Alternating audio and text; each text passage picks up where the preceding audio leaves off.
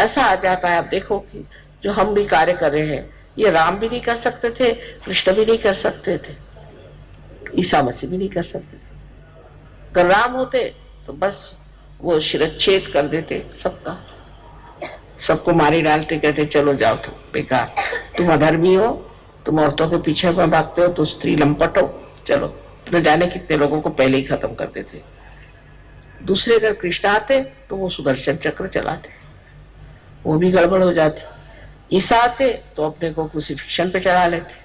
अब ये तो बहुत अच्छा है, एक बार आप क्रूसिफिक्शन पे चले जाओ, काम खत्म है। रोज का क्रूसिफिक्शन तो नहीं होता, ये तो माँ ही कर सकती, ये माँ ही कर सकती है। उसके अंदर प्यार की शक्ति इतनी जबरदस्त है कि कोई भी चीज हो वो उस प्यार की शक्ति के सहारे पार हो जाती, वो सब चीज उठा लेती। और उसके तरीके ऐसे प्यारे होते हैं कि फिर बच्चे उसको बुरा नहीं मानते।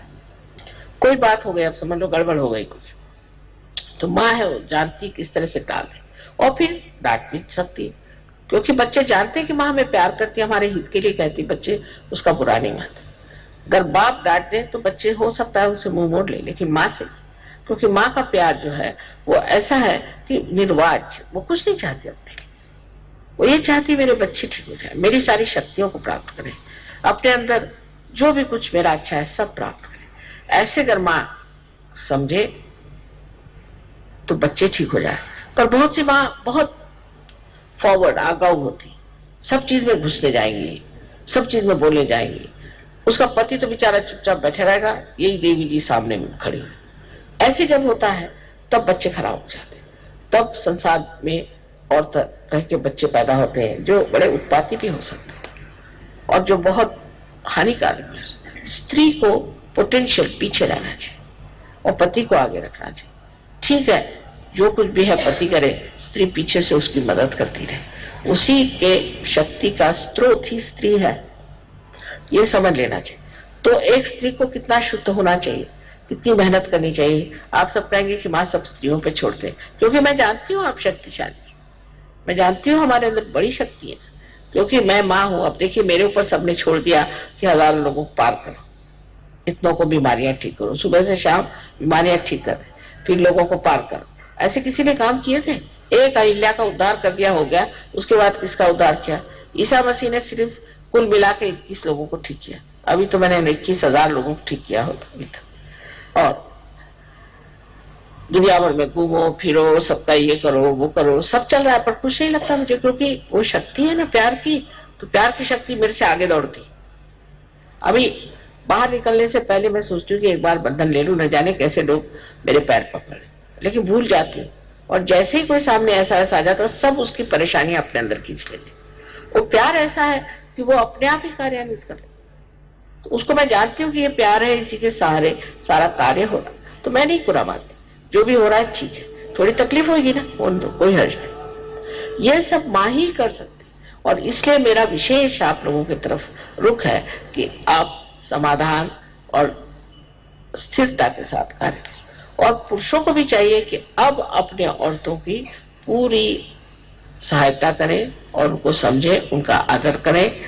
और जब तक दोनों भी पहिए एक रथ के एक जैसे नहीं होते हैं तो रथ घूमता ही रहता है, रथ आगे नहीं जाएगा।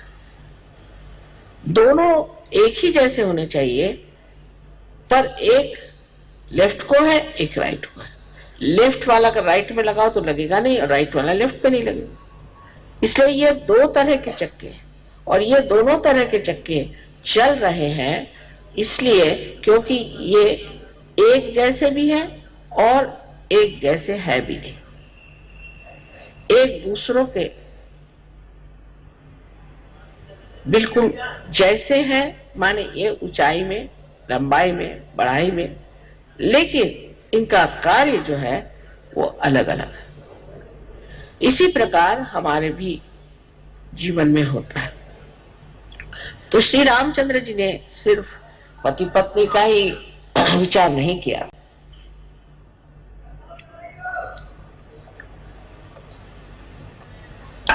बच्चों का और अपने कुटुंब व्यवस्था का ही विचार नहीं, अपने भाई बहन, माँ बाप सबका विचार रखा, जैसे एक मनुष्य को होना चाहिए।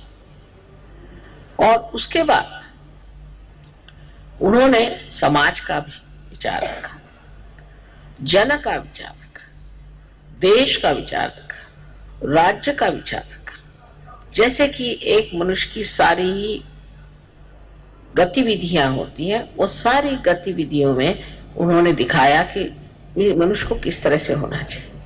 जो मनुष्य अपनी पत्नी को इतना प्यार करता था और जो जानता था कि वो असंपूर्णतया शुद्ध है, उसको उन्होंने त्याग दिया।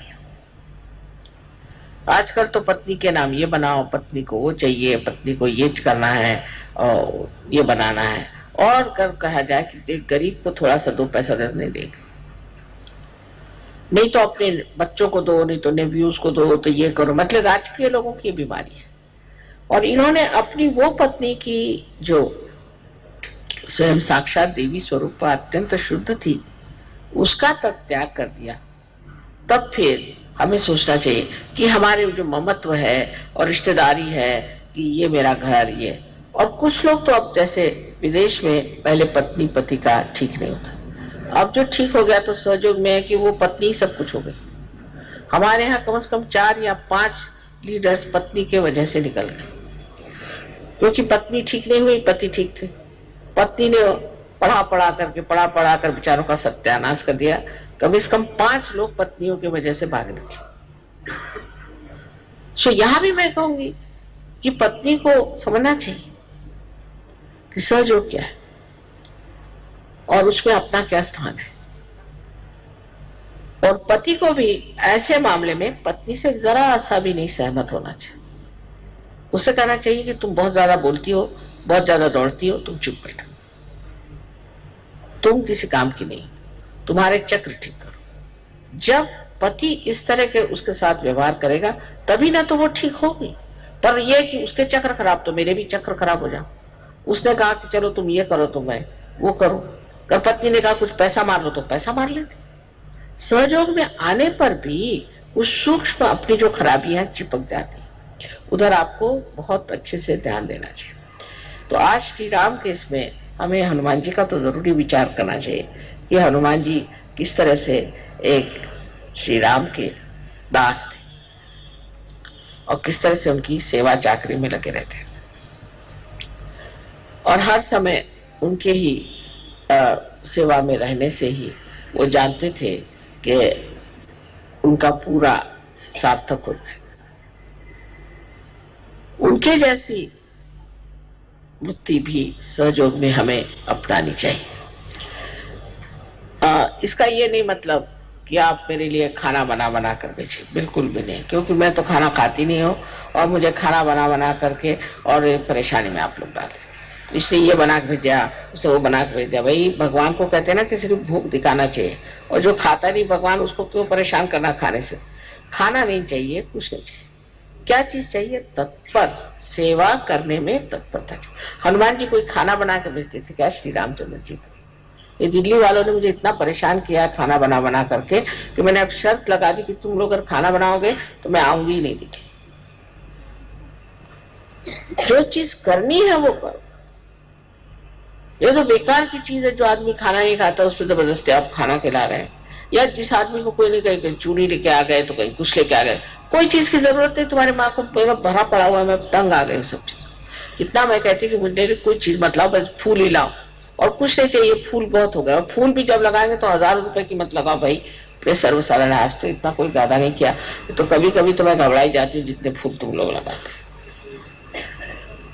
सो जो कुछ करना है वो संतुलन में, जैसे माँ को पसंद है। माँ तुम्हारी सीधी सादी औरत है, उसको क्या अक्ल है इन सब चीजों की। तो खास करके अब ये कहना है कि आपको हनुमान जी से सीखना है कि वो सेवा में तत्पर। सेवा में तत्परता क्या हो? अब मेरी तो कोई ऐसी खास सेवा नहीं है, क्योंकि अट्टी कट्टी हूं मैं, मुझे कुछ जरूरत नहीं खास सेवा की। पर जो मेरी सेवा करनी तो सहयोग की सेवा करनी। सहयोग में जो सेवा करेंगे वही मेरी सेवा हो।